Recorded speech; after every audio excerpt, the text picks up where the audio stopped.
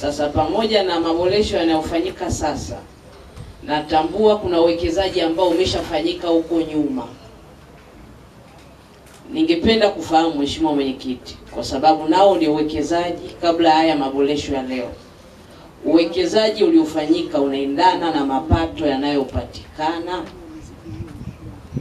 Jambo langu la pili, tumetazama Mheshimiwa Mwenyekiti, na kule Kigoma utakuwa umeona, hili ni la jumla, kumekuwa na changamoto ya bandari zetu kuzama, na hii inatokana na mabadiliko ya tabia nchi. Sasa ule ni uwekezaji, tunawekeza fedha za kutosha.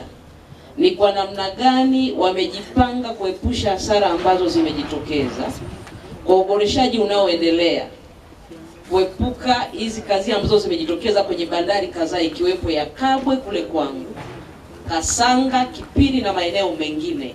Tumejipangaje na hilo jambo ili kuepusha hasara kwa serikali? Mheshimiwa Mwenyekiti, kuzama kwa magati na kuongezeka kwa kina cha maji kwa sababu ya mabadiliko ya tabia nchi ni swala ambalo linakabili bandari zetu zote za maziwa, Nyasa, Tanganyika kwa mheshimiwa kule, pamoja na Victoria. Tumechukua hatua za namna mbili. Hatua ya kwanza ni hatua ya muda mfupi, kuboresha kwa hati ya dharura yale maeneo ambayo yamezama ili kuruhusu utekelezaji wa shughuli za bandari uendelee. Lakini hatua ya pili, tumeshirikisha wadau wote wanaohusika na masuala ya haya maziwa kwa kupitia Wizara ya Uchukuzi wanaratibu hii. Tumewashirikisha watu wa jiolojia, watu wa mamlaka za mabonde pamoja na taasisi zote zinazohusika ili tuweze kupata suluhisho la kudumu la muda mrefu. Na kwa hatua nyingine tumechukua mabadiliko kwenye design tunazozifanya sasa. Tuna accommodate mambo ya mabadiliko ya tabia nchi.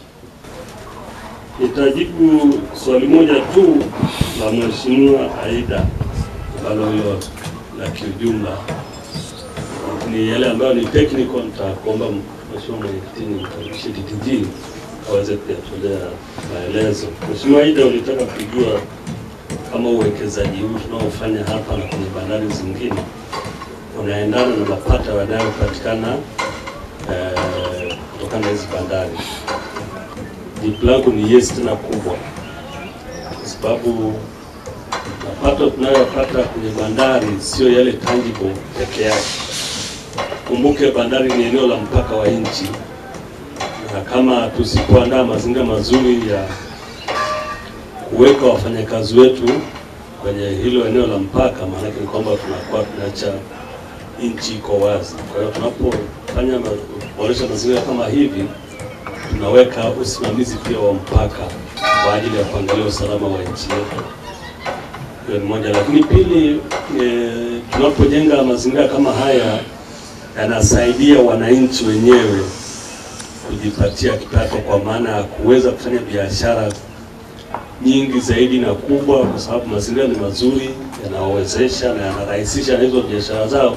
Kwa hiyo mwananchi binafsi, hasa tuchukulie kwa mfano wa uvuvi au wasafiri wanaokwenda Bukoba, wanaokwenda kwenye visiwa vya Ukerewe, watasafiri, watasafirisha mali, watafanya biashara, watapata hela, na huko mbele ya safari kwenye hizo biashara zao watalipa kodi, lakini hiyo haitahesabika ni hela ya TPA lakini imetokana na upanuzi wa maeneo yetu ya bandari, na sio kwa bandari hii hapa tu, kwa bandari zote ambazo kama nilivyosema nyingi ya bandari zetu ziko kwenye mpaka wa nchi yetu. Ukiangalia za Tanganyika zote ni mpaka, za baharini zote ni mpaka, na hata hapa pia zote ni mpaka, kwa sababu kuna mpakana na Kenya pamoja na Uganda huko ziwani. Kwa hiyo faida ni kubwa sana, na tungependa serikali iendelee kutuwezesha ili tuendelee kujenga bandari pale ambapo panahitajika. Yako maeneo mengi ambayo yanatumika kwa shughuli za bandari yasiyo rasmi, na ndio tunaendelea kuyatambua, na tunapoona imekuwa vize tuko hapo, tumefika na tunaweka miundombinu na kuweka watu wetu. Lakini tuna mpango sasa hivi wa kuzungumza na halmashauri ili tuwe tunawakabidhi yale maeneo tunakuwa yako chini yetu, lakini tunakabidhi wao kwa ajili ya kuyasimamia na kuyaendesha kwa makubaliano maalum pale ambapo sisi hatujafika au hatujaweza kupata uwezo wa kwenda kufanya upanuzi mkubwa. Lakini kila tunapofanya upanuzi mkubwa, sisi tuko pale kwa sababu ya kiusalama, kwa sababu ya kuwezesha wananchi kufanya biashara zao, lakini pia kwa sababu ya mapato ambayo tunapata kwa ajili ya kusubmit serikalini kama TPA. Kamati inamwagiza mwenyekiti wa bodi ya mamlaka ya bandari TPA kutekeleza mambo yafuatayo. Moja, kuhakikisha mamlaka inawasimamia kikamilifu wakandarasi wanaotekeleza mradi huu ili uweze kukamilika kwa wakati na viwango vilivyokusudiwa katika mkataba, ili thamani ya fedha iliyowekwa katika mradi hii iweze kupatikana.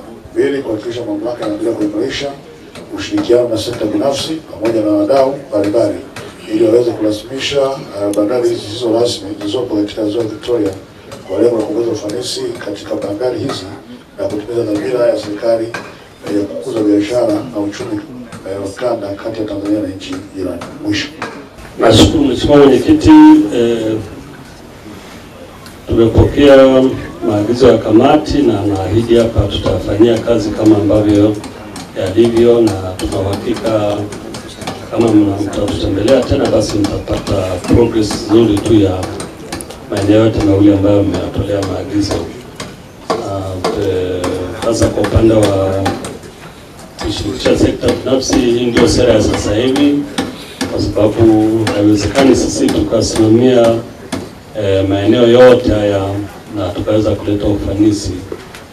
Kushirikisha sekta binafsi ni sehemu mojawapo pia ya kuempower wananchi wetu, kwa sababu unapompa